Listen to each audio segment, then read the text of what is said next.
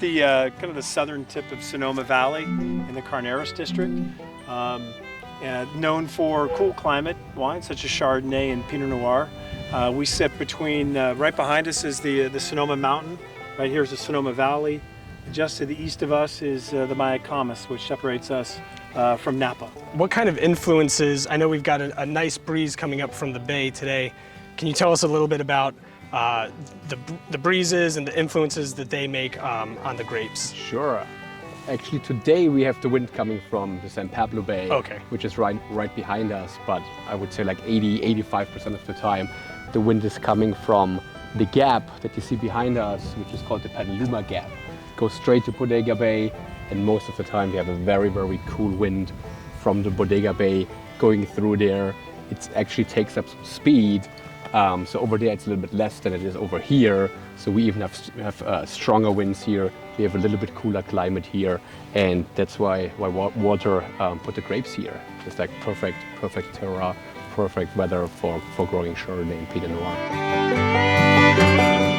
And most people in the area here, or as we do, Pinot Noir in the hills, more well-draining soils, and then Chardonnay a little bit more on the bottom. A little bit wetter, a little bit cooler soils.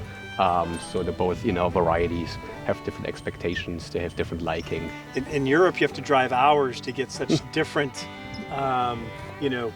variation in grapes.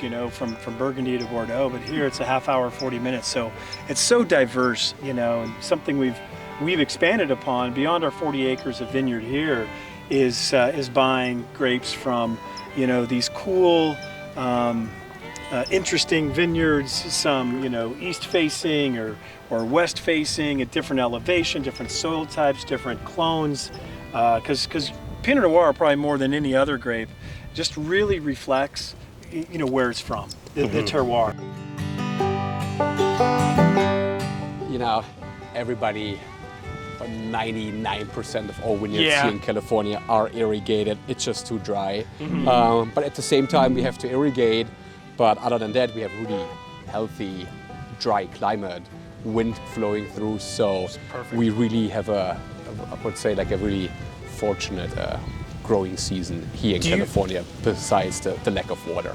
and that's what I was going to say. So obviously the water stress, but do you deal with any other fungal diseases or I mean, not really. It's just being lucky here. It's dry. There's no humidity. We have the wind flowing through, and that really helps. We have healthy soils combined with this kind of weather. Helps or gives us really nice and healthy wines. Excellent. Grapes without doing too much.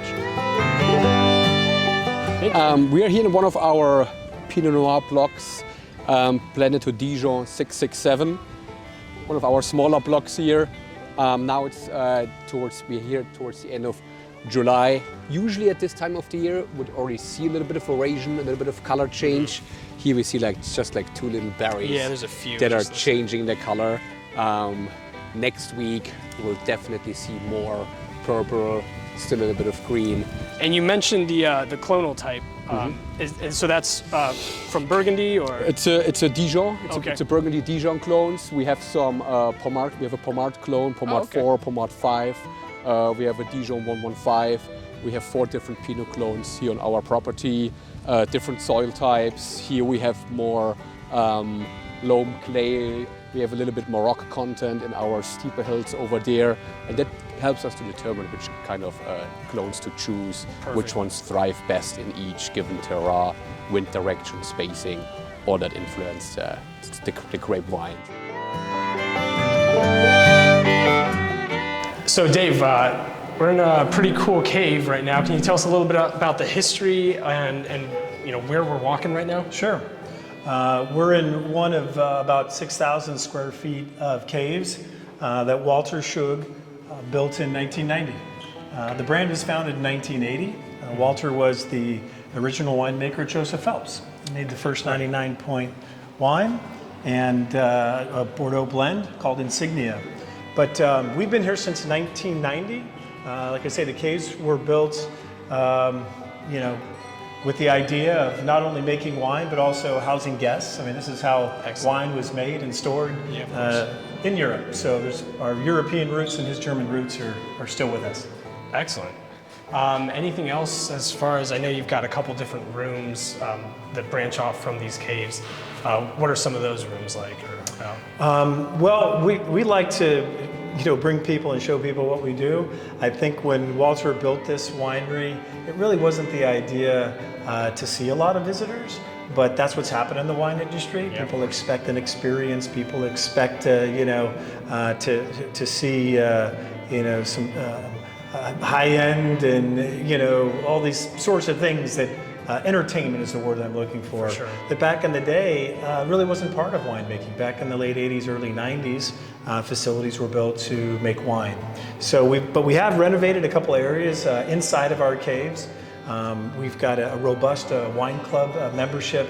Our wine club members like visiting us from all around the world, and we just felt that being in the caves where we make the wine, seeing the winemakers and the team in action is kind of second to none. Of course, bringing everyone a little bit closer. Wine's so much more than just what's actually in the bottle, but sharing it. Yeah. These aren't actors when you see them. These are real people working in the caves. So perfect. Thank you. You're welcome.